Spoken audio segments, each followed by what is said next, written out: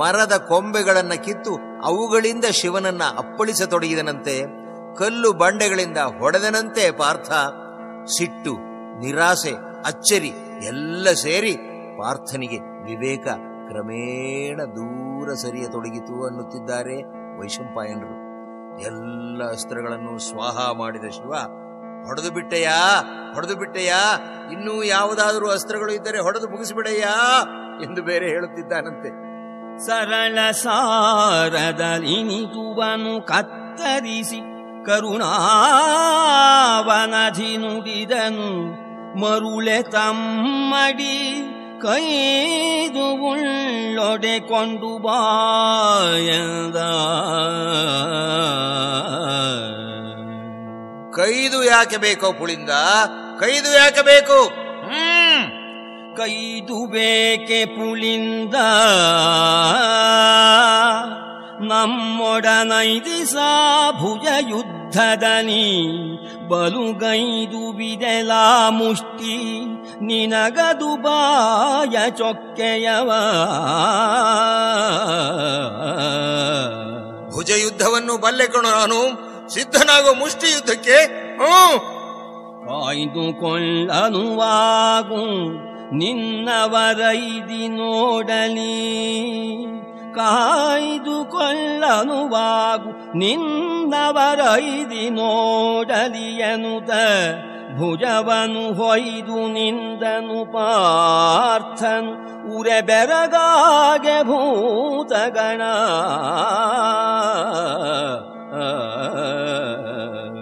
ಎದ್ದು ಸೆಡ್ಡು ಹೊಡೆದು ಪಾರ್ಥ ನಿಲ್ಲೋಣ. ಭೂತ ಗಣಗಳೆಲ್ಲ ಬೆಕ್ಕಸ ಬೆರಗಾಗಿ ನಿಂತು ನೋಡುತ್ತಿವೆಯಂತೆ. ಇದನ್ನ ನೋಡಿ ಶಿವ ಪಾರ್ವತಿಗೆ ಹೇಳುತ್ತಿದ್ದಾನೆ, ಕಂಡಿರೇ ದೇವಿಯರು, ಕಂಡಿರೇ ದೇವಿಯರು, ನರನುದ್ದಂಡತನವನು ಕಂಡಿರೇ ದೇವಿಯರು. ತರಗೆಲೆಯ ಕೈಗೊಂಡು ತಿಂಗಳು 4 ಪವನಗ್ರಾಸದಿಂಬಳಿಕ. ತರಗೆಲೆಗಳನ್ನು ತಿನ್ನುತ್ತ 4 ತಿಂಗಳುಗಳನ್ನ ಕಳೆದು ಅನಂತರ ಬರಿಯ ಗಾಳಿ ಸೇವಿಸುತ್ತಿದ್ದ ಈ ಪಾರ್ಥ, ಆದರೂ ಇವನ ಭುಜಬಲವನ್ನು ನೋಡು ಗೌರಿ, ನೋಡು. ದಂಡಿಸಿದ ನೀ ದೇಹವನು, ದಂಡಿಸಿದ ನೀ ದೇಹವನು, ನಾವಂಡಲೆಯಲು ಒದಗಿದನಲೇ ಸಮದಂಡಿಯಲಿ ನಮ್ಮೊಡನೆ. ನಾವಂಡಲೆಯಲು ಒದಗಿದನಲೇ ಸಮದಂಡಿಯಲಿ ನಮ್ಮೊಡನೆ ಎಂದನು ನಗುತ ಶಶಿಮೌಳಿ.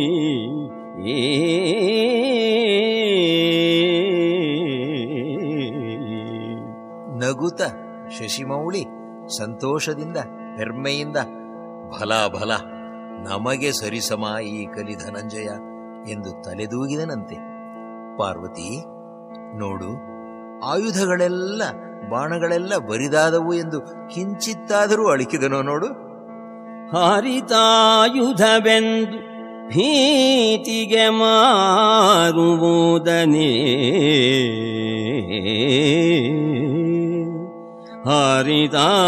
ಹಾರಿತಾಯುಧವೆಂದು ಭೀತಿಗೆ ಮಾರುವುದನೇ.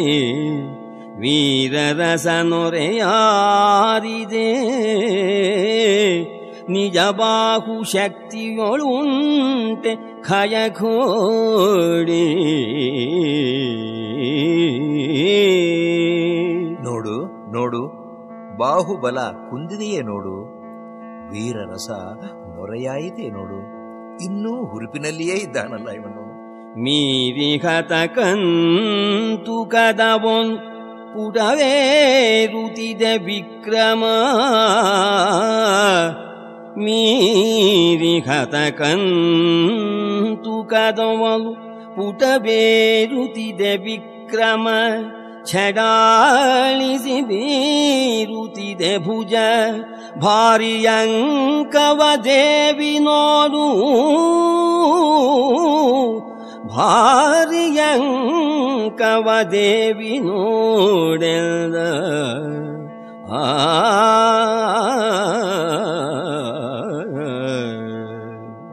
ಏಟು ತಿಂದಷ್ಟು ತಿಂದಷ್ಟು ಚೆಂಡು ಪುಟವೇಳುವಂತೆ ಏರುತ್ತಿದೆ ಇವನ ಪರಾಕ್ರಮ. ಪಾರ್ವತಿ, ಅಂದ ಹಾಗೆ ಯಾರು ಎಂದು ತಿಳಿದಿದ್ದೀಯಾ ಈ ಪಾರ್ಥನನ್ನ? ನರ ಋಷಿ ಈತ ದೇವಿ, ನಾರಾಯಣನ ಸಂಗಾತಿ. ಈತ ನರನೆಂಬವ ಕಣ, ಈತ ನರನೆಂಬವ ಕಣ, ಸಂಗಾತಿ ನಾರಾಯಣ ಋಷಿಗೆ ಸಾವೀತಗಳು ಹರಿವಂಶಭೂತರು ಭಕ್ತರಿವರೆಮಗೆ. ಹರಿವಂಶ ಸಂಭೂತರು ಇವರು, ನಮ್ಮವರು ಇವರು. ಪಾರ್ವತಿ, ನಮ್ಮವರು. ನಮ್ಮಿಂದ ಪಾಶುಪತಾಸ್ತ್ರವನ್ನು ಬೇಡುವುದಕ್ಕೆ ಬಂದು ಈತನೆಮ್ಮಯ ಪಾಶುಪತ ವಿಖ್ಯಾತ ಬಾಣವ ಬೇಡಿ ತಬದಲ್ಲಿ ಭೀತರಾಗದ್ವೇಷಿಯಾದನು. ಕಾಂತೆ ಕೇಳು, ಈತನು ಎಮ್ಮಯ ಪಾಶುಪತ ವಿಖ್ಯಾತ ಬಾಣವ ಬೇಡಿ ತಪದಲ್ಲಿ ಭೀತರಾಗದ್ವೇಷಿಯಾದನು. ಕಾಂತೆ ಕೇಳೆಂದ. ಅದಕ್ಕಾಗಿ ಕಠಿಣ ತಪಸ್ಸನ್ನು ಮಾಡುತ್ತಿದ್ದಾನೆ. ರಾಗದ್ವೇಷಗಳನ್ನು ಗೆದ್ದಿದ್ದಾನೆ ಗೌರಿ, ಗೆದ್ದಿದ್ದಾನೆ. ಅರ್ಹತೆಯನ್ನು ಪಡೆದಿದ್ದಾನೆ. ಕಾಂತೆ, ಗಿರಿಜೆ, ಈತಂಗೆ ಕೊಡುತ್ತೇನೆ ನಮ್ಮ ದಿವ್ಯಾಸ್ತ್ರವನ್ನ. ಕೊಡುವೆ ನೀತಂಗೆಮ್ಮ ಶರವನು ಮಡದಿ, ಕೊಡುವೆ ನೀತಂಗೆಮ್ಮ ಶರವನು ಮಡದಿ. ಮತ್ತೆಯು ನೋಡು ಪಾರ್ಥನ ಕಡುಗನೆನುತ ಇದಿರಾಂತು ಬಾಹಪ್ಪಳಿಸಿ ಬೊಬ್ಬಿಡುದ. ಆದರೆ ಈ ಪಾರ್ಥನ ಬಲವನ್ನ, ಶೌರ್ಯವನ್ನ ಇನ್ನೂ ನೋಡುವಿಯಂತೆ ಎಂದು ಹೇಳಿ ಪಾರ್ಥನ ಎದುರಾಗಿ ನಡೆದು ಬೊಬ್ಬಿಡುತ್ತ ಭುಜವನ್ನ ತಟ್ಟಿದ ಶಿವ.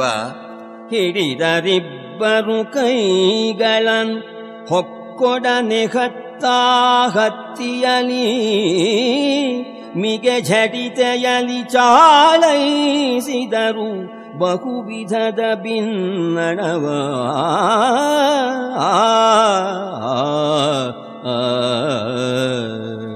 ಪಾರ್ಥ ಪರಮೇಶ್ವರರಿಬ್ಬರು ಸೆಡ್ಡು ಹೊಡೆಯುತ್ತಾ ಅಖಾಡಕ್ಕೆ ಇಳಿದರು. ಜನಮೇಜಯ, ನೋಡುವುದಕ್ಕೆ 2 ಕಂಗಳು ಸಾಲುತ್ತವೆಯೇ? ಎಂಥ ದೃಶ್ಯ, ಎಂಥ ಲೀಲೆ ಶಿವನದು! ಇವರಿಬ್ಬರ ಕುಸ್ತಿ ಹೇಗಿದೆ ಜನಮೇಜಯ? ನೋಡು ನೋಡು. ಬಿಗಿವ ಬಿಡಿಸುವ ಬಿಡಿಸಿದಾಕ್ಷಣ ತೆಗೆವ ಕಳಚುವ ಕೊಂಬಲಳಿಯಲಿ ಹೋಗುವ ಹತ್ತುವ ಲವಣಿಯಲಿ ಲಾಗಿಸುವ ಹೊರವಡುವ ಚಿಗಿವ ತೊಡಜುವ ಬಿಗಿವ ಬಿಡಿಸುವ ಬಗಿವ ಬಳಸುವ ಬಂದ ಗತಿಯಲಿ ಲಗಡಿಸುವ ಲೋಕೈಕ ವೀರರು ಹೊಕ್ಕು ಹೆಣಗಿದರು. ಒಬ್ಬ ಬಿಗಿದು ಹಿಡಿದರೆ ಮತ್ತೊಬ್ಬ ಬಿಡಿಸಿಕೊಂಡು, ಮತ್ತೊಬ್ಬ ಎದುರಾಳಿಯನ್ನು ಪಟ್ಟಿನಿಂದ ಸಿಕ್ಕಿಸಿದರೆ ಮತ್ತೊಬ್ಬ ಸಿಕ್ಕಿಸಿ, ಒಬ್ಬ ಕಳಚಿಕೊಂಡರೆ ಮತ್ತೊಬ್ಬ ಕುಣಿಕೆ ಹಾಕಿ ಬಿಗಿಯುತ್ತಾನೆ. ಕೊರಳಿನ ಹಿಂದಕ್ಕೆ ಪಟ್ಟು ಹಾಕಿ ಮುಂದಕ್ಕೂ ಹಿಂದಕ್ಕೂ ಬಾಗಿಸುತ್ತಾನೆ. ಕುಸ್ತಿಯ ಪಂದ್ಯದಲ್ಲಿ ಬರುವ ಕರವಳಯ, ಠೊಕ್ಕರ, ತೋರಹತ್ತ, ಅಂತರಲಗಡಿ, ಉರಗಬಂಧನ ಮೊದಲಾದವು 10 ಹಲವು ಪಟ್ಟುಗಳನ್ನು ಹಾಕಿ ಹೋರಾಡುತ್ತಿದ್ದಾರೆ ಜನಮೇಜಯ, ಹೋರಾಡುತ್ತಿದ್ದಾರೆ. ಕರವಳಯ ತಳಕತ್ತ ಡೊಕ್ಕರ ಶಿರವ ಧನು ಧನು ವಟ್ಟ ತಳ ಕೊಪ್ಪರದು ಬಂಗುಲ ಕಂದ ಡೊಕ್ಕರ ತೋರಕತ್ತದನಿ ಸರಿಸವಂಕಡ ಬಂಧ ಪಟ್ಟ ರಟ್ಟಸ ಉರಗ ಬಂಧನ ಬಾಹುದಣವಂತರಲ ಗಡಿಯಂಬ ಇನಿತರಲಿ ತೋರಿದರು ಕೌಶಲವ. ಜನಮೇಜಯ ಭೂಪಾಲ, ಈ ಕುಸ್ತಿ ಪಂದ್ಯದಲ್ಲಿ ಅಚ್ಚರಿ ಏನೆಂದರೆ, ಗುರುವು ಶಿಷ್ಯನಿಗೆ ಪಟ್ಟು ಕಲಿಸುವಂತೆ ಶಂಭುವು ಶಿಷ್ಯನಿಗೆ ಪಟ್ಟುಗಳನ್ನು ಹಾಕಿ ಬಿಡಿಸಿಕೊಳ್ಳುವಂತೆ ಮಾಡಿ ತಾನು ಹಾಕಿಸಿಕೊಂಡು ಅದರಿಂದ ಕಳಚಿಕೊಂಡು ಹೀಗೆ ಪಾಠವನ್ನು ಕಲಿಸುತ್ತಿದ್ದನಪ್ಪ ಅವನು. ಮುರಿವ ಬಿಡಿಸುವ ಧಗೆಯ ಸೈರಿಸಿ ತೆರಳಿಸುವ ತಳಮೇಲುಗಳಲುತ್ತರಿಸುವ ಏಳುವ ಬೀಳ್ವ ಹತ್ತುವ ಸುಳಿವ ವಂಚಿಸುವ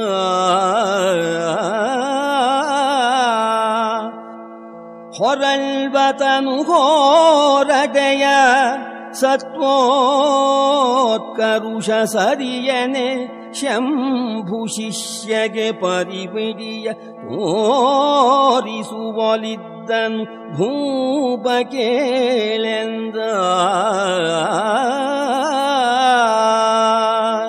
ಜೋರಾದ ಪೆಟ್ಟನ್ನು ಕೊಟ್ಟು ಪಾರ್ಥ, ಗಾಯವಾಯಿತೇನೋ ಕಿರಾತ, ತೋರಿಸೋ, ಬಿಟ್ಟು ಬಿಡ್ತೇನೆ ಕಣೋ, ತೋರಿಸೋ. ಮಲ್ಲ ಯುದ್ಧದ ಚೊಕ್ಕೆಯ ಪಟ್ಟು ಗೊತ್ತಿದ್ದರೆ ಹಾಕು ಎಂದು ಒಬ್ಬಿರುದು ಅಜೇಯ ಪಾರ್ಥ.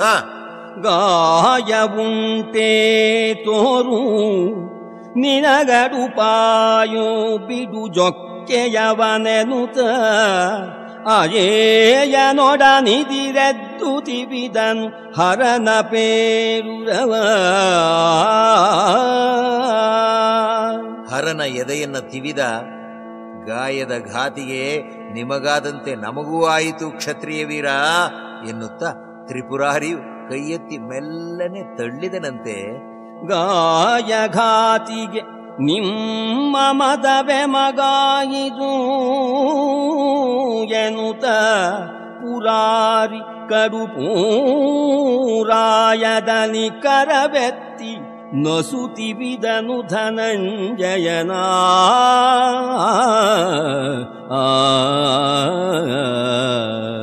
ಆ ಏಟನ್ನು ಸೈರಿಸಿಕೊಂಡು ಪಾರ್ಥ ಬಲವನ್ನೆಲ್ಲ ಸಂಗ್ರಹಿಸಿ ಶಿವನ ಎದೆಗೆ ಗುದ್ದಿದ.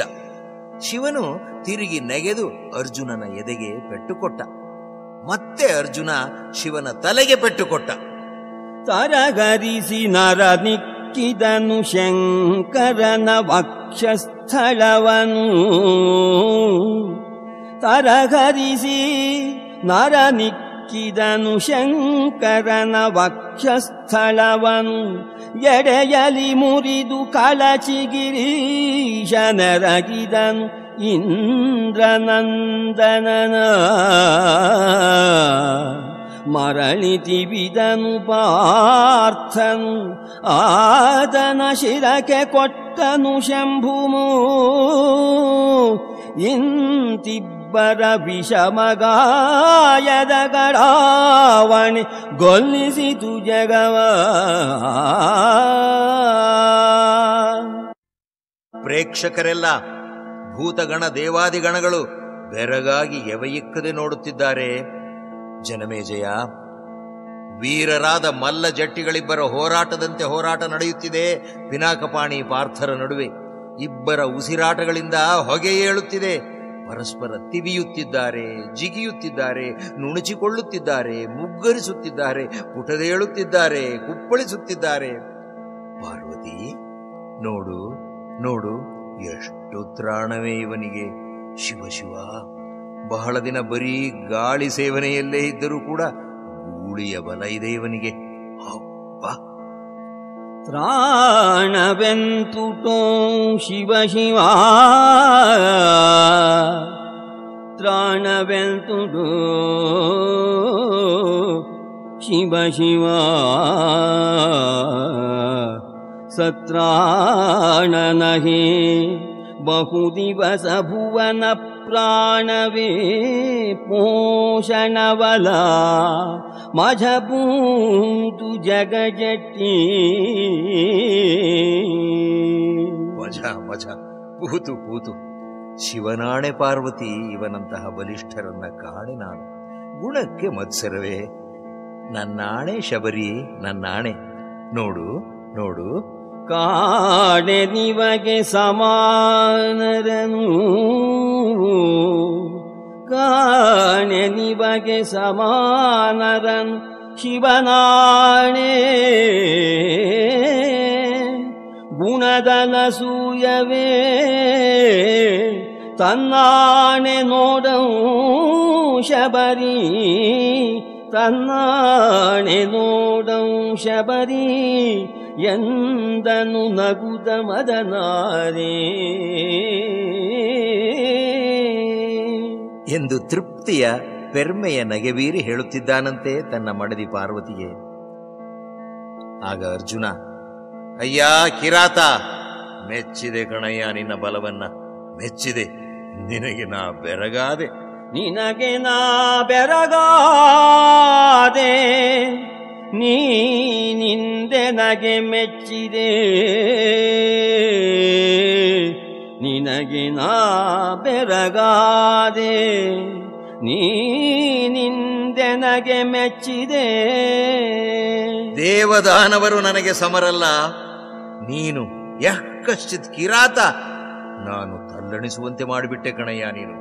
ದೇವದಾನವ ಜನವೆನಗೆ ಪಾಡಲ್ಲ, ನೀ ಹಲ್ಲಣಿಸಿದೈ ನಮ್ಮ. ಯಾರಯ್ಯ ನೀನು ನಿಜಕ್ಕೂ?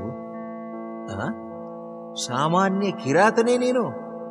ಹೇಳು ಹೇಳು ಶಬರ, ಹೇಳು. ಸೂರ್ಯನೋ, ದೇವೇಂದ್ರನೋ, ದೇವಸೇನಾಪತಿಯಾದ ಕಾರ್ತಿಕೇಯನೋ, ಸಾಕ್ಷಾತ್ ವಿಷ್ಣುವೋ, ಅಥವಾ ಪರಮಶಿವನೇನೋ ನೀನು, ಅಥವಾ ಸಾಧಾರಣ ಕಿರಾತನೋ? ಹೇಳು ಹೇಳು. ಇನನೋ ಮೇನ್ ದೇವೇಂದ್ರನೋ, ಹರತನುಜನೋ, ಹರಿಯೋ ಮಹಾದೇವನೋ. ಇನನೋ ಮೇನ್ ದೇವೇಂದ್ರನೋ, ಹರತನುಜನೋ, ಹರಿಯೋ ಮಹಾದೇವನೋ, ಕಿರಾತನೋ ಆರು ನೀನೆನುತ ಮತ್ತೆರಗಿದನು ಶಿವನ.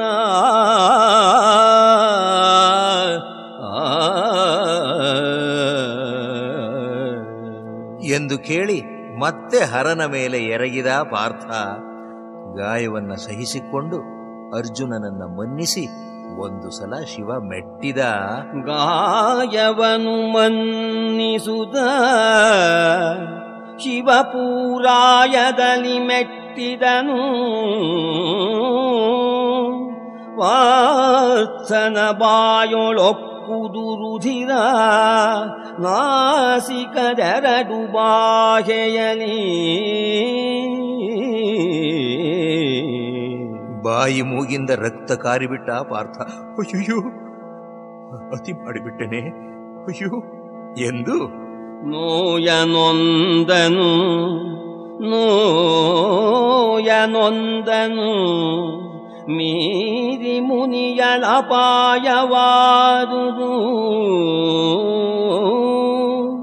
ಅಗಡಗಡ. ಮೀರಿ ಮುನಿಯನ್ ಅಪಾಯವಾದುದು ಅಗಡಗಡ.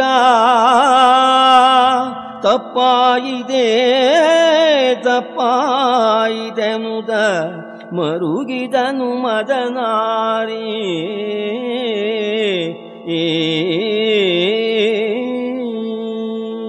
ಎಂದು ಶಿವ ಮರುಗಿದನಂತೆ.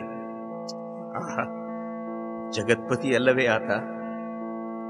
ತಂದೆ ಕೋಪಿಸಿಕೊಂಡು ಮಗನಿಗೆ ಒಂದು ಏಟು ಕೊಟ್ಟು ಆ ಮಗ ತತ್ತರಿಸಿದರೆ ತಂದೆಗೆ ಓಹೋ ಸ್ವಲ್ಪ ಅತಿಯಾಯಿತು ನಾ ಮಾಡಿದ್ದು ಎಂದು ಅನಿಸುತ್ತದೆಯಂತೆ. ಅದು ನಿಜಕ್ಕೂ ಅತಿಯೇ ಆಯಿತೆಂದರೆ ಆಯುಷ್ಯ ಪೂರ ಅಂತಹ ತಂದೆಯವರು ಪಶ್ಚಾತ್ತಾಪ ಪಡುತ್ತಾರೆ. ನಾರಣಪ್ಪ ಕವಿ ಇಂತಹ ಸಂದರ್ಭ ಸನ್ನಿವೇಶಗಳನ್ನು ಕಂಡಿರಲೇಬೇಕು. ಅಕಟಕಟ ತಪ್ಪಾಯಿತೆ ಅನ್ನುತ್ತಾನಂತೆ ಶಿವ ಮರುಗಿದನಂತೆ. ಪರಿಣಾಮ ಏನಾಯಿತು ವೈಶಂಪಾಯನ್ರೇ? ಆತಂಕದಿಂದ ಕೇಳಿದ ಜನಮೇಜಯ. ಪಾರ್ಥನ ಗರ್ವ ಎಂಬ ಗಿರಿ ಬಿರೀತು ಜನಮೇಜಯ. ಬಿರಿದುದೀತನ ಗರ್ವಗಿರಿ, ಬಿರಿದುದೀತನ ಗರ್ವಗಿರಿ, ಮದ ಮುರಿದುದು ಈತನ ಶಕ್ತಿ ಸಲೆಟೆಬ್ಬರಿಸಿದು, ಇಂದ್ರಿಯ ವರ್ಗ ನೆಗ್ಗಿತು ನೆನಗಿನೊಡ್ಡವಣೆ ಹರಿದುದು, ಹರಿದುದಂಗಸ್ವೇದ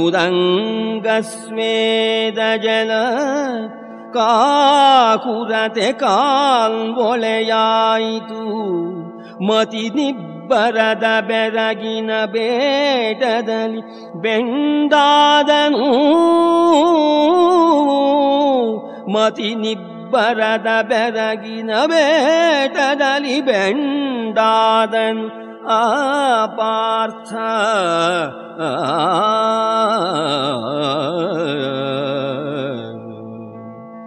ಬಿರಿದುದೀತನ ಗರ್ವಗಿರಿ. ತಾನೇ ಸಮರ್ಥ ಎಂದಿದ್ದ ಪಾರ್ಥನ ಗರ್ವ ಎಂಬ ಬೆಟ್ಟ ಬಿರಿಯಿತು, ಮದ ಮುರಿದುದು. ತಾನು ಶಕ್ತ ಎಂದಿದ್ದ ನರನ ಮದ ಮುರಿಯಿತು, ಈತನ ಶಕ್ತಿ ಸಲೆಟೆಬ್ಬರಿಸಿದು. ಇಂದ್ರಿಯಗಳ ಶಕ್ತಿ ಕುಂಠಿತಗೊಂಡವು, ಇಂದ್ರಿಯ ವರ್ಗ ನೆಗ್ಗಿದು. ಸ್ಮರಣ ಶಕ್ತಿ ಕುಸಿಯಿತು, ನೆನಗಿನೊಡ್ಡವಣೆ ಹರಿದುದು. ಅಂಗಾಂಗಗಳಿಂದ ಬೆವರು ಕಾಲು ಹೊಳೆಯಂತೆ ಹರಿಯಿತು, ಹರಿದುದಂಗಸ್ವೇದ ಜಲ ಕಾಕುರತೆ ಕಾಲ್ವೊಳೆಯಾಯಿತು, ಮತಿ ನಿಬ್ಬರದ ಬೆರಗಿನ ಬೇಟದಲ್ಲಿ ಬೆಂದಾದನ ಪಾರ್ಥ.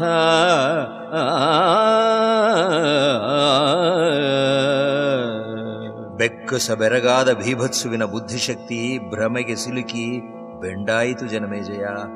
ಹುಟ್ಟಿದಂದಿನಿಂದ ಈ ಪರಿಯ ಅನುಭವ ಆಗಿರಲಿಲ್ಲ ಪಾರ್ಥನಿಗೆ. ಶ್ರೀಕೃಷ್ಣನಿಗೆ ಸರಿಸಮ ಆಗಿ ನಿಂತು ತನ್ನ ಬಿಲುವಿದ್ಯೆಯ ಸಾಮರ್ಥ್ಯವನ್ನು ತೋರಿಸಿದ್ದಾನೆ ಹಿಂದೆ. ಇವನ ವೀರ್ಯ ಪ್ರತಾಪವನ್ನ ಅಗ್ನಿದೇವ ಮೆಚ್ಚಿದ್ದಾನೆ. ತಾನು ಭೀಮ ಪಾರ್ಥರು ಬಲ ಪರಾಕ್ರಮದಲ್ಲಿ ಸರಿಸಮ ಎಂದು ಕಂಡುಕೊಂಡಿದ್ದರಿಂದಲೇ ಜರಾಸಂಧನನ್ನ ಎದುರಿಸಿದಾಗ ಶ್ರೀಕೃಷ್ಣ ನಮ್ಮ ಮೂವರಲ್ಲಿ ಯಾರೊಬ್ಬರನ್ನಾದರೂ ಆರಿಸಿಕೋ ಎಂದು ಹೇಳಿದ್ದು. ಅಸಮಸಾಹಸಿ ಅರ್ಜುನ ಈಗ ಹೀಗೆ ಸಾಮಾನ್ಯ ಕಿರಾತನೊಬ್ಬನಿಂದ ಪೆಟ್ಟು ತಿಂದು ನಿಶ್ಚೇಷ್ಟಿತನಾಗಿ ನಿಲ್ಲಬೇಕಾಯಿತಲ್ಲ ಎಂದು ಅಚ್ಚರಿಯಾಯಿತು ಅವನಿಗೆ. ಹಾಗೆಯೇ ಚೇತರಿಸಿಕೊಂಡ. ಹೀಗೇಕಾಯಿತು, ಏನು ಕಾರಣವಿದ್ದೀತು ಎಂದು ಆಲೋಚಿಸುತ್ತಾನಂತೆ. ಅನಿರೀಕ್ಷಿತವಾದದ್ದು ನಡೆದಾಗ ಮಾನ್ಯರು ಗರುವರು ನಿಜಕ್ಕೂ ಯೋಗ್ಯತೆ ಸಾಮರ್ಥ್ಯ ಇರುವವರು ಹೇಗೆ ಯೋಚಿಸುತ್ತಾರೆ ಎಂಬುದನ್ನು ಅರ್ಜುನನ ಮೂಲಕ ಕವಿ ನಮಗೆ ತಿಳಿಸಿಕೊಡುತ್ತಿದ್ದಾನೆ. ಅವಸುಮ್ರದ ಭಂಗವೋ ಮೇಣಾವದೈವದ್ರೋಗವೋ ತಾನಾವ ಶಿವಭಕ್ತಾಪರಾಧಿಯೋ ಪೂರ್ವಜನ್ಮದಲ್ಲಿ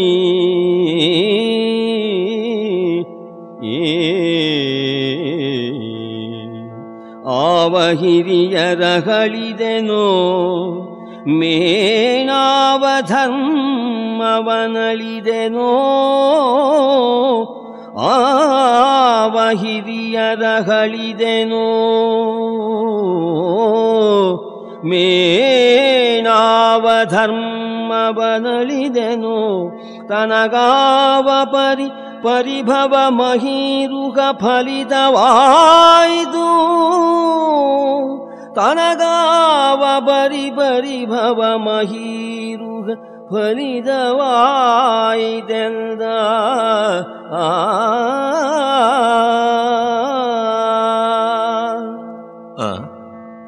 ಹೀಗೇಕಾಯಿತು.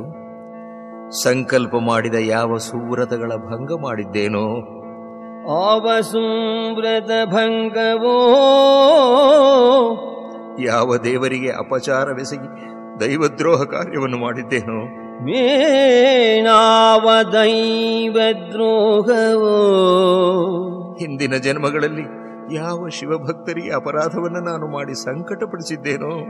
ತಾನಾವ ಶಿವಭಕ್ತಾಪರಾಧಿಯೋ ಪೂರ್ವ ಜನ್ಮದಲ್ಲಿ? ಯಾವ ಹಿರಿಯರನ್ನ ಮಾನ್ಯರನ್ನ ತಿಳಿದೋ ತಿಳಿಯದೆಯೋ ಹಳಿದಿದ್ದೇನೆಯೋ? ಆವ ಹಿರಿಯರ ಹಳಿದೆನೋ? ಅಥವಾ ಯಾರ ಕರ್ತವ್ಯ ಪಾಲನೆ, ನಂಬಿಕೆ, ದೈವನಿಷ್ಠೆಯನ್ನ ಜರದಿದ್ದೇನೆಯೋ? ಮೇನಾವ ಧರ್ಮವನಲಿದೆನೋ? ನನಗೆ ಹೀಗೇಕೆ ಅಪಜಯವೆಂಬ ವೃಕ್ಷವು ಫಲಗಳನ್ನು ಕೊಡಬೇಕು? ಏಕೆ ಕೊಡಬೇಕು? ಶಿವ ಶಿವ. ತನಗಾವ ಪರಿಭವ ಮಹೀರುಗ ಫಲಿತವಾಯಿತು. ತನಗಾವ ಪರಿಭವ ಮಹೀರುಗ ಫಲಿತವಾಯಿತೆಂದ.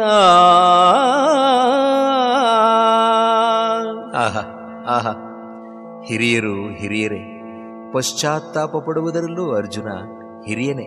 ಎಲ್ಲಿ? ಮತ್ತೊಮ್ಮೆ ಕೇಳೋಣ ಪಶ್ಚಾತ್ತಾಪವನ್ನ. ಆವಸೂವ್ರತ ಭಂಗವೋ ಮೇನಾವದೈವದ್ರೋಹವೋ. ಆವಸೂವ್ರತ ಭಂಗವೋ ಮೇನಾವದೈವದ್ರೋಹವೋ. ತಾನಾವ ಶಿವಭಕ್ತಾಪರಾಧಿಯೋ ಪೂರ್ವ ಜನ್ಮದಲ್ಲಿ.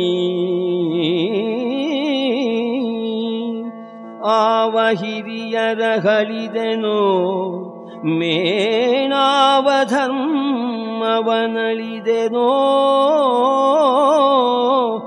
ಆವ ಹಿರಿಯರ ಹಳಿದೆನೋ?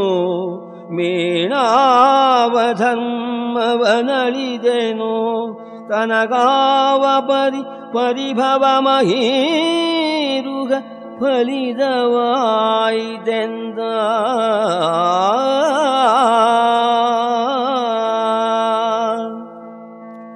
ಮುಂದುವರಿದು, ಜನಮೇಜಯ ಭೂಪಾಲ, ನಿನ್ನ ಮುತ್ತಜ್ಜ ಅರ್ಜುನ ತನ್ನನ್ನ ಹೀಗೆ ಮಣ್ಣು ಮುಕ್ಕಿಸಿದವನು ನಿಜಕ್ಕೂ ಸಾಮಾನ್ಯ ಕಿರಾತನೇನೆ ಎಂದು ಸಂಶಯ ಪಡುತ್ತಾ, ಈತ ಕಿರಾತ ಆಗಿರ್ಲಿಕ್ಕಿಲ್ಲ ಅಥವಾ ನಾನು ಪಾರ್ಥ ಆಗಿರ್ಲಿಕ್ಕಿಲ್ಲ ಎನ್ನುವಷ್ಟು ದೂರ ಹೋಗುತ್ತದೆ ಅರ್ಜುನನ ಯೋಚನೆ. ಎಂದೇ ಕಿರಾತನಿಂದ ಬಲವಾದ ಪೆಟ್ಟು ತಿಂದ ಅರ್ಜುನನನ್ನ ನಮ್ಮ ಮುಂದೆ ಕವಿ ತೋರಿಸಿದಾಗ ಮತಿ ನಿಬ್ಬರದ ಬೆರಗಿನ ಬೇಟದಲ್ಲಿ ಬೆಂಡಾದನ ಪಾರ್ಥ ಎಂದ. ಈತ ದಿಟಕೆ ಪುಳಿಂದನೇ ವಿಖ್ಯಾತ ನರತಾನಲ್ಲಲೇ. ಈತ ದಿಟಕೆ ಪುಳಿಂದನೇ ವಿಖ್ಯಾತ ನರತಾನಲ್ಲಲೇ.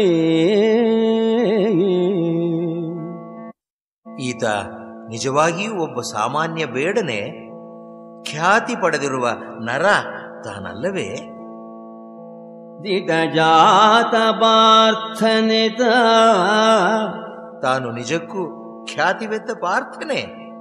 ನಿಧಾನಿಸೆ ಶಬರ ನಿವನಲ್ಲ, ನಿಜಕ್ಕೂ ಯೋಚಿಸಿ ನೋಡಿದರೆ ಇವನು ಶಬರ, ಸಾಮಾನ್ಯ ಬೇಡ ಅಲ್ಲ, ಅಲ್ಲ, ಅಲ್ಲವೇ ಅಲ್ಲ. ಈತ ಪಲ್ಲಟವಾದನು ಮೇನ್ ಶ್ವೇತ ತುರಗನ ಪಲ್ಲಟವೋ. ಈತ ಈ ಕಿರಾತ ಬದಲಾಗಿದ್ದಾನೋ, ವೇಷ ಮರೆಸಿಕೊಂಡಿದ್ದಾನೋ, ಅಥವಾ ಈ ಅರ್ಜುನನೇ ಬದಲಾಗಿ ಬಿಟ್ಟಿದ್ದಾನೋ?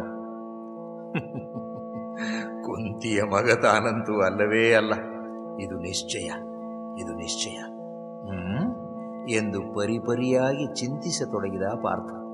ಕುಂತೀತನುಜ ತಾನಲ್ಲ ನಿಶ್ಚಯವೂ, ಕುಂತೀತನುಜ ತಾನಲ್ಲ ನಿಶ್ಚಯವೆನುತ ಚಿಂತಿಸಿದ.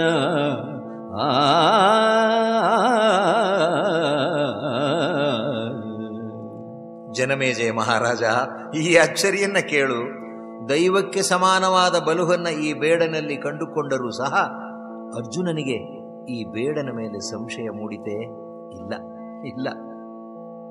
ಅರಿದೆನೇ ಶಿವನೆಂದು, ಅರಿದೆನೇ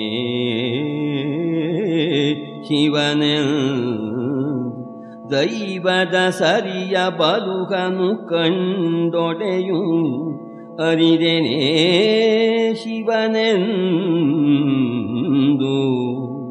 ದಿಟವರಿಯಬಹುದೇ ರಹಸ್ಯ ಮಾಯ ಗೋಪಿತಾತ್ಮಗನ. ಭಗವಂತನ ಲೀಲೆಯನ್ನು ಎಲ್ಲೆಡೆಯೂ ಎಲ್ಲ ಕಾಲದಲ್ಲಿಯೂ ನಿರಂತರವಾಗಿ ನೋಡುತ್ತಲೇ ಇರುತ್ತೇವೆ. ಆದರೂ ಸರ್ವಾಂತರ್ಯಾಮಿಯಾದ ಆ ಸತ್ ಚಿತ್ ಆನಂದನನ್ನು ಕಾಣುತ್ತೇವೆಯೇ? ವೇದಾಂತಗಳು ಉಪನಿಷತ್ತುಗಳು ಸಾರಿ ಸಾರಿ ಹೇಳುತ್ತಾ ಇಲ್ಲವೇ? ಅಖಂಡ ಚರಾಚರ ಜಗತ್ತು ಅವನಲ್ಲಿದೆ, ಅವನೇ ಎಲ್ಲರಲ್ಲೂ ಎಲ್ಲದರಲ್ಲೂ ಇದ್ದಾನೆ. ಆದರೆ ಅದರ ಅರಿವು ಅನುಭವ ನಮಗೆ ಎಷ್ಟು ಮಂದಿಗೆ ಇದೆ? ಅರುಹಿ ಕೊಡವೇ ವೇದ ಶಿರ ನೆಚ್ಚರಿಸಿ ತನ್ನನು,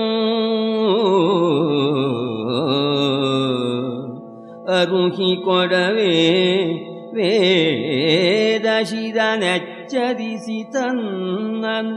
ಅಖಂಡ ಚಿನ್ಮಯದರಿವು ತಾನೆಲ್ಲವನರಿವನು,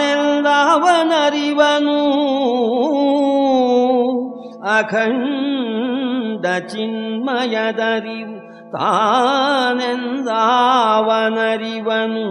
ರಾಯ ಕೇಳೆಲ್ಲ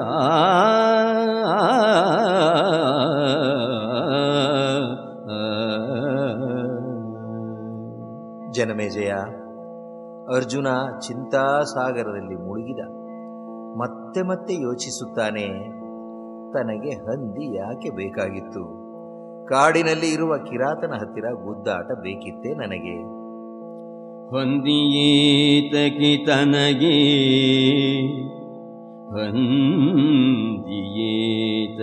ತನಗೆ, ಬನದ ಪುಳಿಂದನಲಿ ಸೆಣಸಾಗಲೇಕೆ?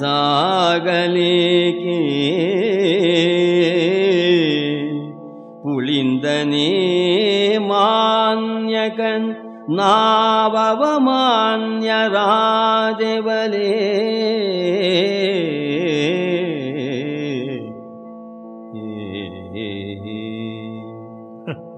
ಪುಳಿಂದ ಕಶ್ಚಿತ್ ಬೇಡನಿಗೆ ಯಾವ ಸ್ಥಾನಮಾನ ಇದೆ? ನಾನು ಯಾರು? ನನ್ನ ಅಂತಸ್ತು ಏನು? ಮಾನ ಮರ್ಯಾದೆ ಬಿಟ್ಟು ನಾನು ಯಾಕೆ ಇವನ ಗೊಡವೆಗೆ ಹೋಗಬೇಕಿತ್ತು? ಎಂಥ ತಪ್ಪು ಮಾಡಿಬಿಟ್ಟೆ ನಾನು? ಇಂದು ಮೌಲಿಯುಪೇಕ್ಷೆಯೋ ತಾನಿಂದು ಶಿವಪದ ಭಕ್ತಿ ಶೂನ್ಯನೋ.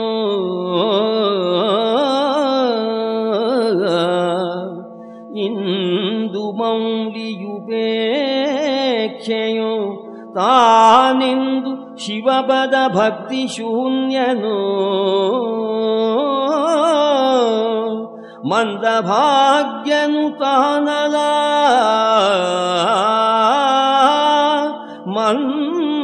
ಮಂದಭಾಗ್ಯನು ತಾನಲ, ಹಾಯನುದ ಚಿಂತಿಸಿದ.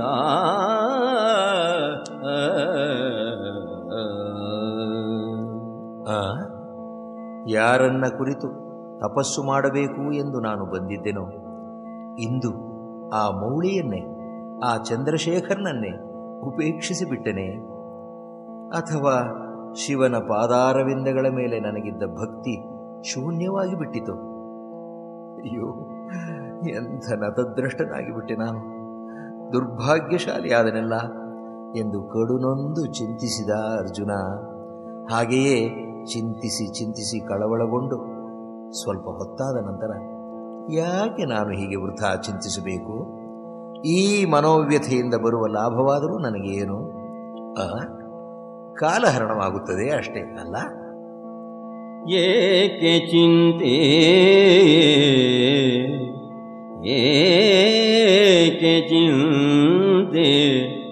ವೃಥಾ ಮನೋವ್ಯಥೆ ಕಾಕಲ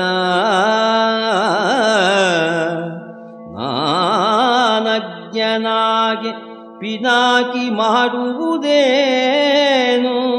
ಮರೆಯೊಗುವೆನು ಮಹೇಶ್ವರನ. ನಾನು ಅಜ್ಞನಾದರೆ, ನನ್ನ ಬುದ್ಧಿ ತಲೆಕೆಳಗಾದರೆ ಪಿನಾಕಪಾಣಿ ಪರಮೇಶ್ವರ ಏನು ಮಾಡುತ್ತಾನೆ? ಈಗ ನನಗೆ ಇರುವ ಒಂದೇ ಮಾರ್ಗ, ಮಹೇಶನಲ್ಲಿ ಮರೆ ಹೋಗುತ್ತೇನೆ. ಹೌದು, ಅದೊಂದೇ ಮಾರ್ಗ. ಆಮೇಲೆ ಈ ಕಿರಾತನ ವಿಷಯದಲ್ಲಿ ಮಾಡಬೇಕಾದ್ದನ್ನ ಕ್ಷಣಾರ್ಧದಲ್ಲಿ ಮಾಡಿ ಮುಗಿಸಿಬಿಡುತ್ತೇನೆ. ಹೌದು, ಈ ಕಿರಾತನ ಹರಿಭವನ್ ಬಳಿಕೇಕೆ ನಿಮಿಷಕ್ಕೆ ಗೆಲುವೆನು. ಈ ಕಿರಾತನ ಹರಿಭವನ್ ಬಳಿಕೇಕೆ ನಿಮಿಷಕ್ಕೆ ಗೆಲುವೆನು ಎನ್ನುತ್ತ ವಿವೇಕ ಸಿರಿಯ ಕಟಾಕ್ಷ ಚಿತ್ತಕ್ಕೆ ಮಾರಿದನು ಮನವಾ.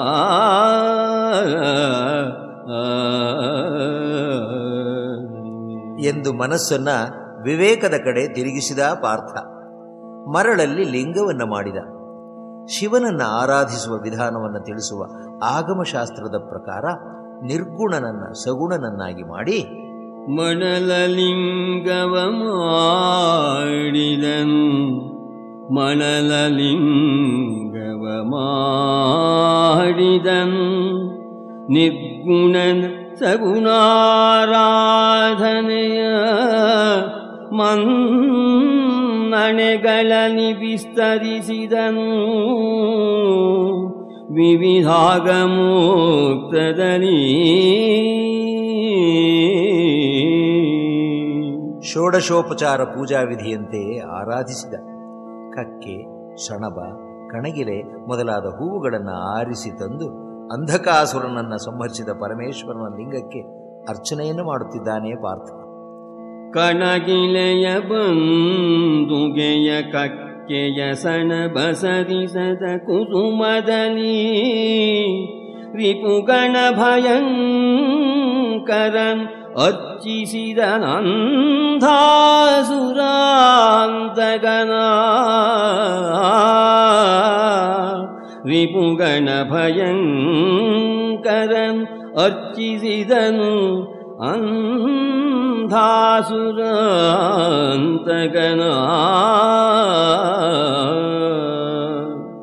ಶಿವಸ್ತುತಿ ಹೇಳುತ್ತಾ ಪ್ರದಕ್ಷಿಣೆ ಮಾಡುತ್ತಾ ನಿರ್ಮಲ ಚಿತ್ತನಾಗಿ ಅಮಲ ಶೈವಸ್ತವವ ಹೇಳಿದು ನಮಿಸಿದನು ಬಲವಂದು. ಪುನರಪಿ ವಿಮಲಮತಿ ಮೈಯಿಕ್ಕಿದನು ನಿಜ ಭಾವ ಶುದ್ಧಿಯಲಿ.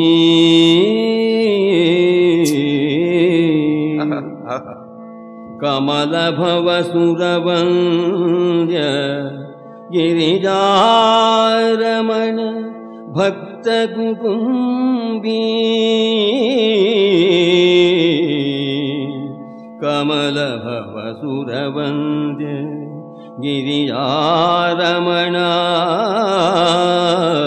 ಭಕ್ತ ಕುಟುಂಬಿ. ದೇವೋತ್ತಮ ತ್ರಿಯಂಬಕ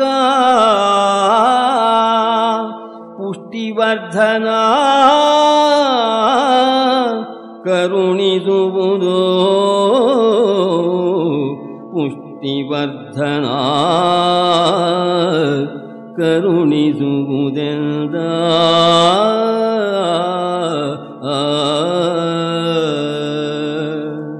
ಸರ್ವೇಶ್ವರ, ದೇವೋತ್ತಮ, ಶಿವ, ಪರಮೇಶ್ವರ, ಪುಷ್ಟಿವರ್ಧನ, ಈ ಶಬರನನ್ನ ಸೋಲಿಸುವ ಶಕ್ತಿಯನ್ನು ಕೊಟ್ಟು ಕರುಣಿಸು ಕರುಣಿಸು ಎಂದು ಬೇಡಿಕೊಳ್ಳುತ್ತಾನೆ.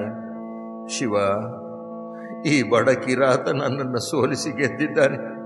ಇವನನ್ನ ಗೆಲ್ಲುವ ಶಕ್ತಿಯನ್ನು ಕೊಡು, ನನಗೆ ಕೊಡು ಕೊಡು.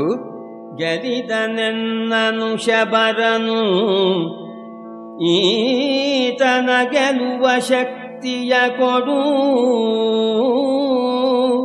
ಕಿರಾತನ ಬಲುಹು ಭಂಗಿಸಿತು ಎನ್ನ ಬಿಂಕದ ಒಡೆಯ ನೀನಿರನು.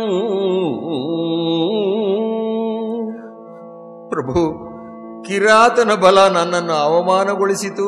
ನನ್ನ ಪ್ರಭು ನೀ ಇರುವಾಗ ಶಿವ, ನಾನು ಹೆಚ್ಚಿಗೆ ಕೇಳುವುದಿಲ್ಲ ಸದ್ಯ. ಮೊದಲು ಈ ಬೇಡನ ಸೊಕ್ಕನ್ನು ಅಡಗಿಸುವಂತೆ ಕೃಪೆ ಮಾಡು ಅಷ್ಟೇ ಎಂದು ಕೇಳಿ ಭುಜವನ್ನು ಚಪ್ಪರಿಸುತ್ತ ಜಗ್ಗನ ಎದ್ದ ಪಾರ್ಥ. ಹಲವು ಮಾದೇನು ಇವನ ಮುರಿವಗ್ಗಳಿಕೆಯನೆ ಕೃಪೆ ಮಾಡು. ಈ ಕಿರಾತನ ಮುರಿವ ಅಗ್ಗಳಿಕೆಯನೆ ಕೃಪೆ ಮಾಡೆನುತ ಪರಬಲ ಭಯಂಕರ ಭುಜವನೊದರಿಸುತ್ತ ಇತ್ತ ಮುಂದಾಳ.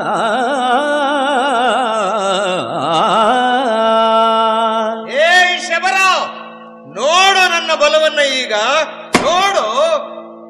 ಕಾಣಬಹುದೋ ಶಬರ ನಿನ್ನೀ ಪ್ರಾಣವೆನ್ನಾಧೀನವು. ಅರಿಯ ಸಾಣುವಿನ ಬಲುಹುಂಟು ಹಿಂದುವೆ ನಿಲ್ಲು ನಿನ್ನಸುವ. ಈಗ ನಿನ್ನ ಪ್ರಾಣ ನನ್ನ ಕೈಯಲ್ಲಿದೆ. ಸ್ಥಾಣುವಿನ ಆಶೀರ್ವಾದದ ಬಲ ಇದೆ ನನ್ನಲ್ಲಿ. ನಿನ್ನ ಪ್ರಾಣವನ್ನ ಹಿಂಡಿ ಹೀರುತ್ತೇನೆ. ಈಗ ನೋಡು, ನೋಡುತ್ತಿರೋ. ಗೋಣ ಮುರಿವೆನು ಮಿರುಕಿದೊಡೆ ಶಿವನಾಣೆ ಬಾ ಸಮ್ಮುಖಕ್ಕೆ. ಹಾಣಾಗಾಣಿಗಿನ್ನನು ಆಗೆನುತ ಎವೆಗಿಕ್ಕ ದೀಕ್ಷಿಸಿದ.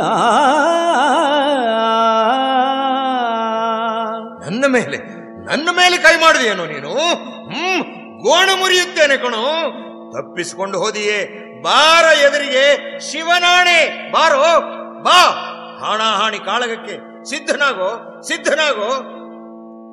ಹೀಗೆಂದು ಆರ್ಭಟಿಸಿ ಕಿರಾತನನ್ನೇ ಎವೆಯಕ್ಕದೆ ನೋಡುತ್ತ ನಿಂತ ಅರ್ಜುನ. ಅರೆ ಅರೆ, ಏನಿದು?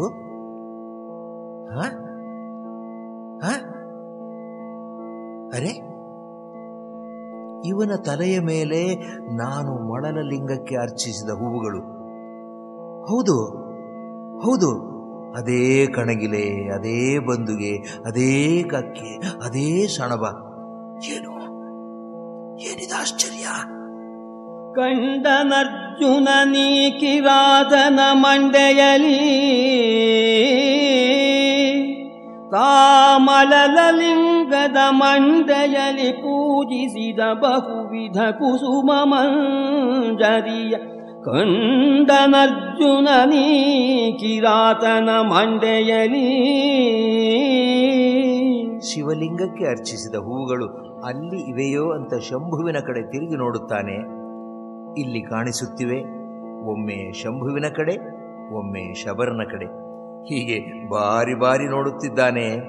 ಆದರೆ ಅದದೇ ದೃಶ್ಯ. ಕಂಡನಿತ್ತನು ಮುರಿದು ಪುನರಪಿ ಕಂಡನು.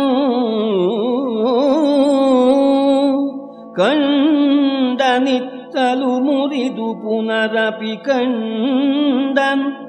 ಈ ಶಬರಂಗಿದೆತ್ತಣದಂದಿಯೋ ಹಾಯನುತ ಸೈಬೆರಗಾದನ ಪಾರ್ಥ. ವಿಚಿತ್ರವಾಗಿದೆ ಅಲ್ಲ? ಪರೀಕ್ಷಿಸಿ ನೋಡಿಯೇ ಬಿಡುತ್ತೇನೆ ಹೀಗೆಂದುಕೊಂಡು ಅರ್ಜುನ ಆಗಮೋಕ್ತದ ಪ್ರಕಾರ ಆಗಲಿದ ನಾರೈವೆನೆನುತ ಅವನಾಗಮೋಕ್ತದಿ ಮತ್ತೆ ಲಿಂಗದ ಮೇಗರೆಯ ನಿರ್ಮಾಲ್ಯವನು ಬೇರಿರಿಸಿ ಭಕ್ತಿಯಲಿ. ಶಿವಲಿಂಗದ ಮೇಲಿನ ನಿರ್ಮಾಲ್ಯವನ್ನ, ಆ ಹಿಂದೆ ಮಾಡಿದ ಹೂಗಳನ್ನು ತೆಗೆದು ಇರಿಸಿ ಹೊಸ ಹೂವುಗಳಿಂದ ಶ್ರೀ ರುದ್ರ ಮಂತ್ರದ ಹೃದಯ ಸ್ಥಾನದಲ್ಲಿರುವ ಪಂಚಾಕ್ಷರಿ ಮಂತ್ರ ನಮಃ ಶಿವಾಯ ನಮಃ ಶಿವಾಯ ನಮಃ ಶಿವಾಯ ಎಂದು ಪ್ರಾರ್ಥಿಸುತ್ತಾನಂತೆ. ಹೂಗಳನ್ನು ತಿರಿದೊಟ್ಟಿ ಕರುಣಾಸಾಗರನ ಬಲಬಂದು ತಕ್ಷಣ ಯಾಗಹರನೇ ನಮಃ ಶಿವಾಯ ನಮಃ ಶಿವಾಯ ನಮಃ ಶಿವಾಯ ನಮಃ ಶಿವಾಯ ನಮಃ ಶಿವಾಯ ನಮಃ ಶಿವಾಯನುತ ಇತ್ತ ಮುಂದಾದ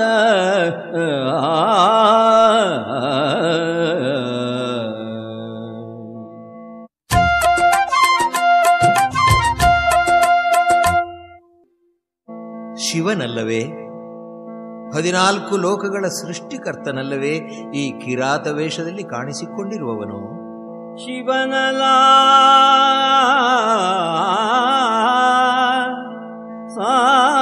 ಸಾಕ್ಷಾತ್ ಚತುರ್ದಶ ಭುವನ ಕರ್ತುವನ ಶಿವನಲ ಸಾಕ್ಷಾತ್ ಚತುರ್ದಶ ಭುವನ ಕರ್ತುವಲ ಕಿರಾತಂ ವ್ಯವಕರಣೆಯಲಿ ಸುಳಿದುದು ಅಸ್ಮದನುಗ್ರಹಾರ್ಥವಲ.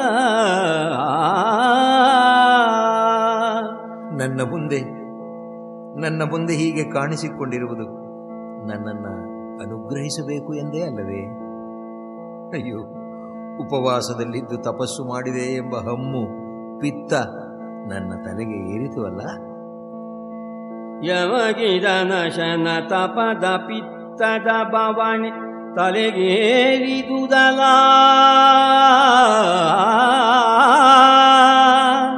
ಯಮಗಿದನಶನ ತಪದ ಪಿತ್ತದ ಬವಣೆ ತಲೆಗೇರಿದುದಲ.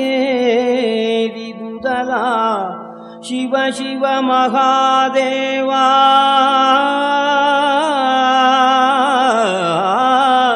ಶಿವ ಶಿವ ಮಹಾದೇವ ಎನ್ನುತ್ತ ಮರುಗಿದ ನಂದು ಕಲಿಪಾರ್ಥ.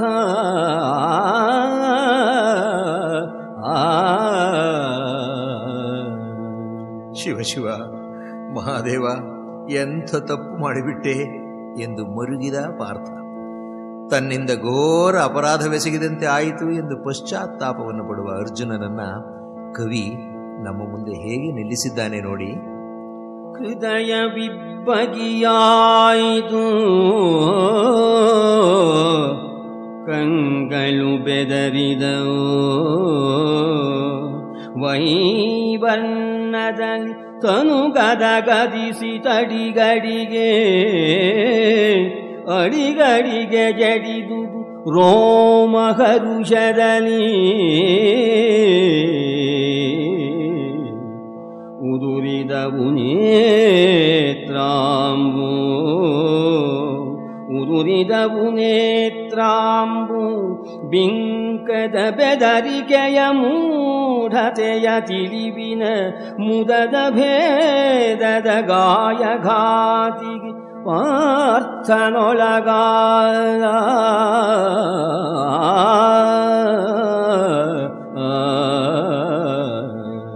ಹೃದಯ 2 ತುಂಡಾಗಿ ಬಿದ್ದಿತಂತೆ. ಹೆದರಿಕೆಯನ್ನ ಸೂಸಿದವು ಅವನ ಕಣ್ಣುಗಳು. ಮೈ ಬಣ್ಣ ಕಪ್ಪಾಗಿ ಕೈಕಾಲುಗಳು ಥರ ಥರ ನಡುಗಿದವು. ರೋಮಾಂಚನಗೊಂಡು ಕಣ್ಣುಗಳಿಂದ ಧಾರೆ ಧಾರೆಯಾಗಿ ಕಣ್ಣೀರು ಸುರಿಸಿದವು.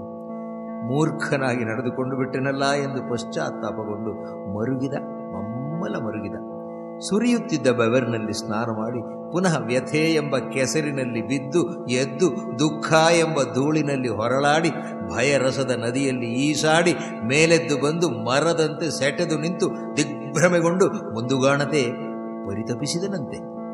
ಸ್ವೇದ ಜಲದಲ್ಲಿ ಮಿಂದು,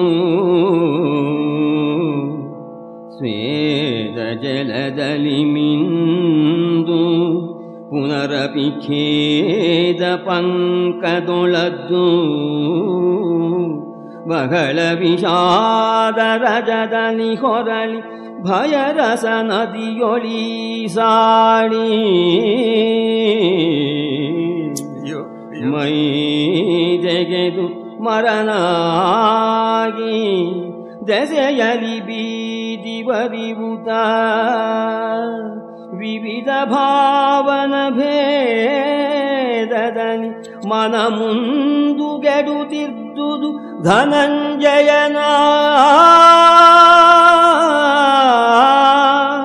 ವಿವಿಧ ಭಾವನ ಭೇದದಲ್ಲಿ ಮನ ಮುಂದುಗೆಡುತ್ತಿದ್ದುದು ಧನಂಜಯನ ಹಬ್ಬ ಹಬ್ಬ, ಏನು ಶಕ್ತಿ ಕವಿ ಕುಮಾರವ್ಯಾಸನಿಗೆ! ಅವನ ಲೇಖನಿಯಲ್ಲಿ ಸರಸ್ವತಿಯೇ ನಿಂತು ನರ್ತಿಸುತ್ತಾಳೆ ಅಲ್ಲ. ಅಯ್ಯ ನಾರಣಪ್ಪ, ನೀ ಹುಟ್ಟಿದ ನೆಲದಲ್ಲಿ ನಾವು ಹುಟ್ಟಿದ್ದೇವೆ, ಅದುವೇ ನಮ್ಮ ಪುಣ್ಯವಪ್ಪ. ನಿನ್ನ ಪಾದಗಳಿಗೆ ಸಾಷ್ಟಾಂಗ ಪ್ರಣಾಮಗಳು. ವ್ಯಕ್ತಿಗಳ ಹೃದಯಾಂತರಾಳದ ಒಳಕ್ಕೆ ಪ್ರವೇಶಿಸಿ ಅವರುಗಳ ಮನೋನೆಲೆಯನ್ನು ಜಾಲಾಡಿಸಿ ಜೀರ್ಣಿಸಿಕೊಂಡು ಒಂದೇ ಉಸಿರಿನಲ್ಲಿ ಬಣ್ಣಿಸಿ ನಮ್ಮ ಮುಂದೆ ನಿಲ್ಲಿಸಿಬಿಡುತ್ತಾನೆ. ವೀರಾಧಿವೀರ ಅರ್ಜುನನ ಈ ಸ್ವರೂಪವನ್ನು ಪುನಃ ಮಹಾಭಾರತದಲ್ಲಿ ಮತ್ತೆ ನಾವು ನೋಡುವ ಅವಕಾಶ ಬರುವುದೇ ಇಲ್ಲ. ಈಗಲೇ ಮತ್ತೊಮ್ಮೆ ನೋಡಿಬಿಡೋಣವೇ ಅಲ್ಲ? ಹೃದಯ ವಿಬ್ಬಗಿಯಾಯಿತು, ಹೃದಯ ವಿಬ್ಬಗಿಯಾಯಿತು, ಕಂಗಳು ಬೆದರಿದವು ವೈವರ್ಣದಲ್ಲಿ, ತನು ಗದಗದಿಸಿ ತಡಿಗಡಿಗೆ ಅಡಿಗಡಿಗೆ ಜಡಿದುದು ರೋಮ ಹರುಷದಲ್ಲಿ, ಉದುರಿದವು ನೇತ್ರಾಂಬು, ಉದುರಿದವು ನೇತ್ರಾಂಬು, ಬಿಂಕದ ಬೆದರಿಕೆಯ ಮೂಢತೆಯ ತಿಳಿವಿನ ಮುದದ ಭೇದದ ಗಾಯಘಾತಿಗೆ ಪಾರ್ಥನೊಳಗಾರ.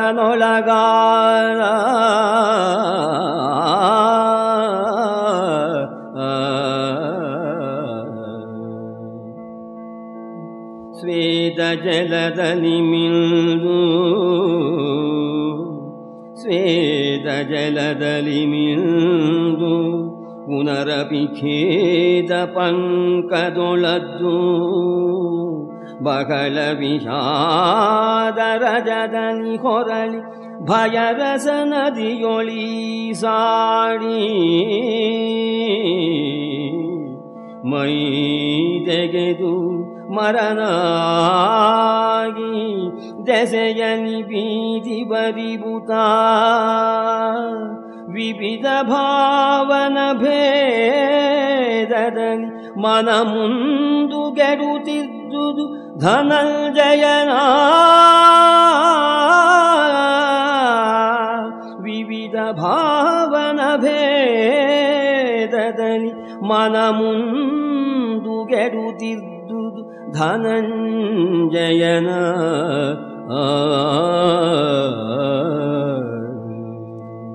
ಈ ಸಂದರ್ಭದಲ್ಲಿ ಅರ್ಜುನನ ಮನಸ್ಸಿನಲ್ಲಿ ತನ್ನ ತಪ್ಪಿನ ಬಗೆಗೆ ಪಶ್ಚಾತ್ತಾಪದ ಅಲೆಗಳು ಒಂದಾದ ಮೇಲೆ ಒಂದರಂತೆ ಬರತೊಡಗಿದವು. ಪರಮಶಿವನಿಗೆ ಅಪಚಾರ ಮಾಡಿಬಿಟ್ಟೆನಲ್ಲ, ಯಾವ ಪ್ರಭುವಿನಿಂದ ಅನುಗ್ರಹ ಬೇಡಲು ಬಂದೆನೋ, ಯಾರನ್ನ ಕುರಿತು ತಪಸ್ಸು ಮಾಡಿ ಒಲಿಸಿಕೊಳ್ಳಬೇಕು ಎಂದು ಕುಳಿತೆನೋ, ಅಂಥ ಸ್ವಾಮಿಗೆ ಹೀಗೆ ಮಾಡಿದೆನಲ್ಲ ಎಂದು ಕನಲುತ್ತಾನೆ ಪಾರ್ಥ.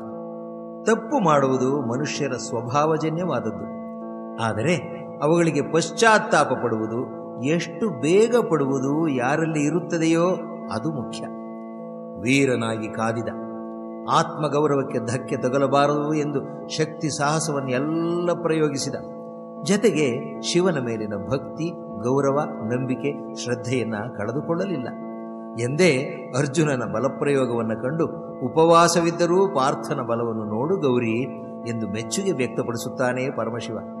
ಅದುವೇ ತಾನೊಂದು ಏಟು ಕೊಟ್ಟಾಗ ಅರ್ಜುನ ಕನಲಿದ್ದನ್ನು ಕಂಡು ವಾತ್ಸಲ್ಯ ಭಾವದಿಂದ ಅಯ್ಯೋ ಪೆಟ್ಟು ಜೋರಾಗಿ ಬಿಟ್ಟಿತೇನೋ ಎಂದು ಗಾಬರಿಯಾಗುತ್ತಾನೆ.